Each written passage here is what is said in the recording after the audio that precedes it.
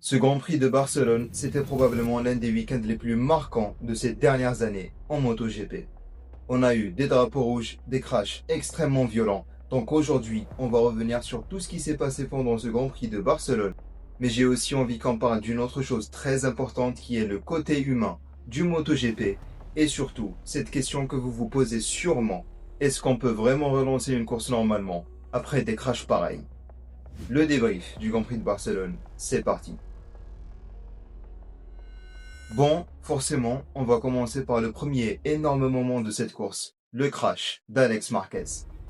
Tout s'est passé extrêmement vite.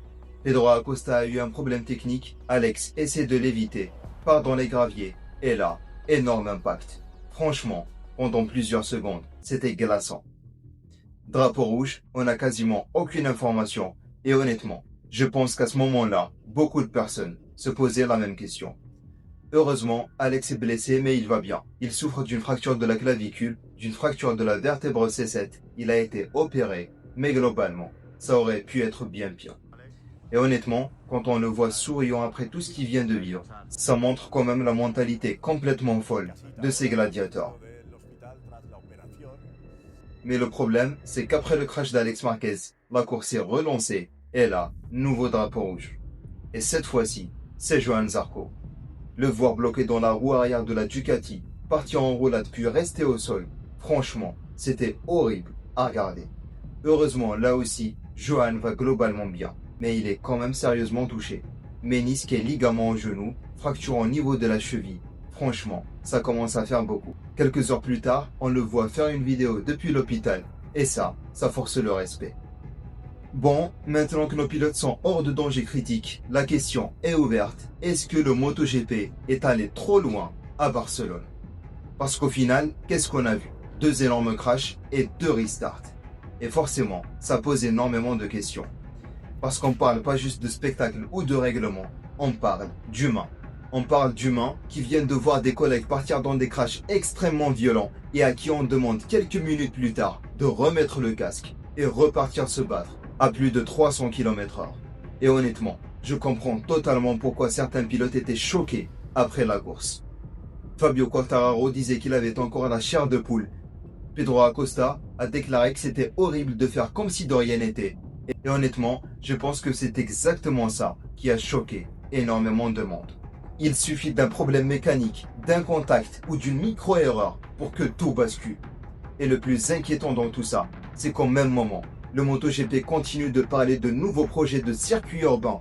On entend parler d'Adélaïde en Australie, d'autres projets du même style. Et honnêtement, quand on vient de voir un week-end comme Barcelone, ça fait vraiment réfléchir. Parce qu'on parle déjà d'un sport ultra dangereux, sur des circuits permanents, avec des dégagements, des protections et des infrastructures adaptées. Alors, imaginez ce genre de moto entre des murs en ville. Franchement, je trouve que ça pose énormément de questions. Et je sais forcément, il y a l'argent, le spectacle, l'envie de rendre le MotoGP encore plus mondial.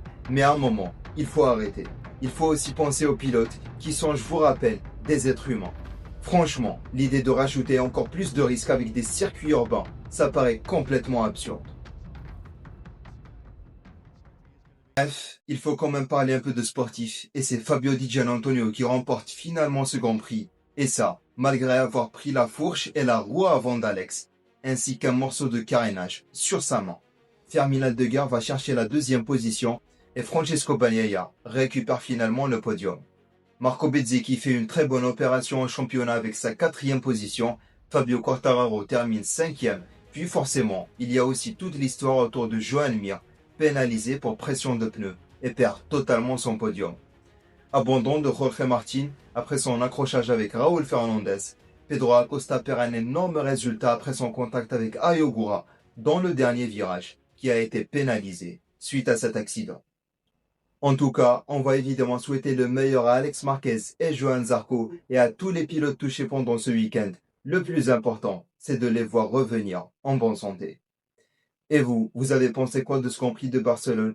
Est-ce que selon vous, le MotoGP est allé trop loin ce week-end? Est-ce que les courses auraient dû être arrêtées définitivement? Et surtout, où est-ce qu'on doit placer la limite entre le spectacle et la sécurité? Dites-moi tout en commentaire. Si vous avez apprécié la vidéo, lâchez un pouce bleu et un abonnement qui fait plaisir. Et on se retrouve à très bientôt pour la suite de la saison. Ciao ciao.